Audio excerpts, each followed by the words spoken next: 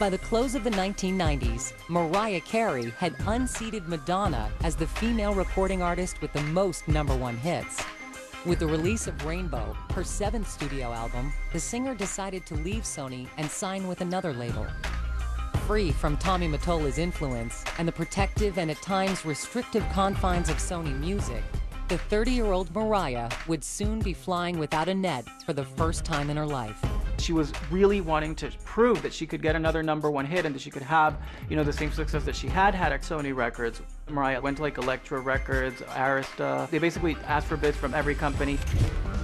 In early 2001, Mariah got her chance, landing a record-breaking deal with Virgin Records worth over $100 million. It was important for Mariah Carey after she got out of her deal with Sony, to really present herself as an artist in control of her career and a person in control of her life.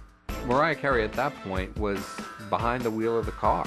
A company like Virgin then had a tremendous financial incentive to make Mariah Carey a success. Virgin's first step in marketing the new and improved Mariah Carey was a film titled Glitter.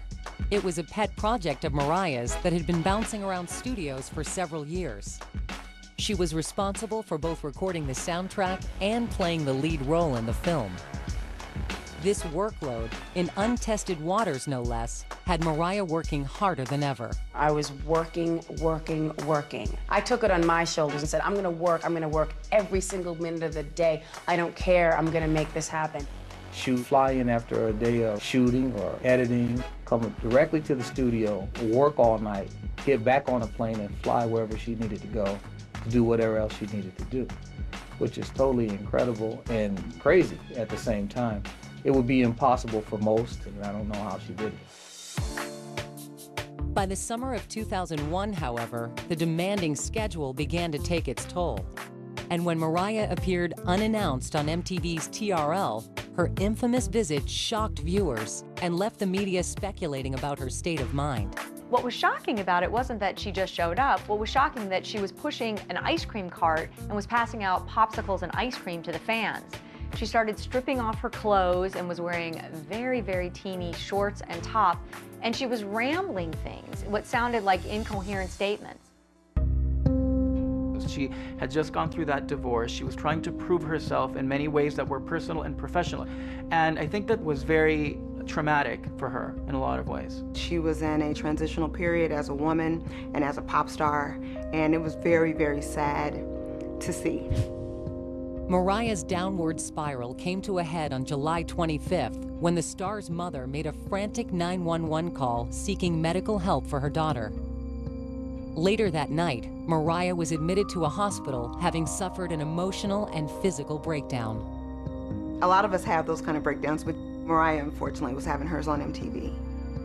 I think her fans, actually, were very worried about her. If you work as hard as she worked from the early 90s for a solid 10 years, you have to take a break. You have to. Working like 21-hour days for 2 months in a row, I just got exhausted and I really just collapsed because it was too much. She just needed a break.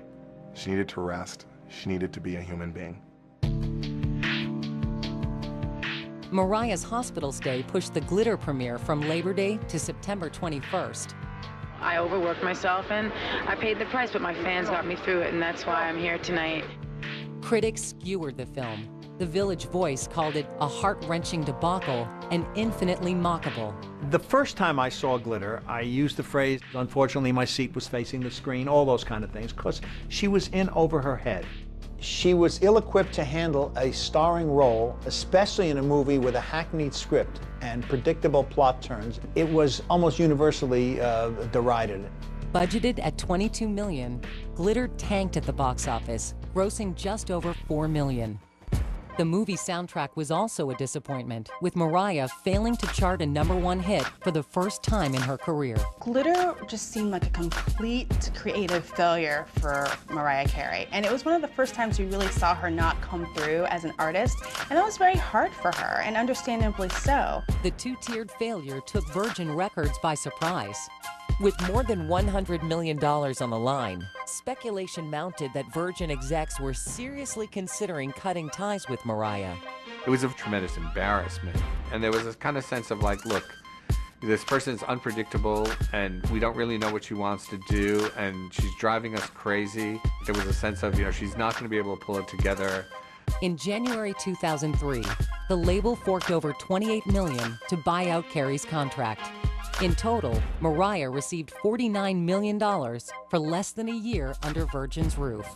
They were basically paying her this money to kind of go away. And while that's obviously financially a really great deal, I think that it was very embarrassing for her and very humiliating. The break with Virgin would leave Mariah Carey without a label for the first time in her career, a career many believed was at its end.